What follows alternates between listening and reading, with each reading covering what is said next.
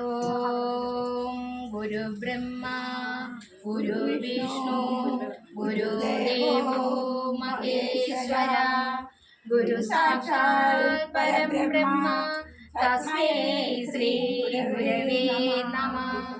ദൈവമേ കാത്തുകൊള്ളുക കൈവിടാതിന്നു ഞങ്ങളെ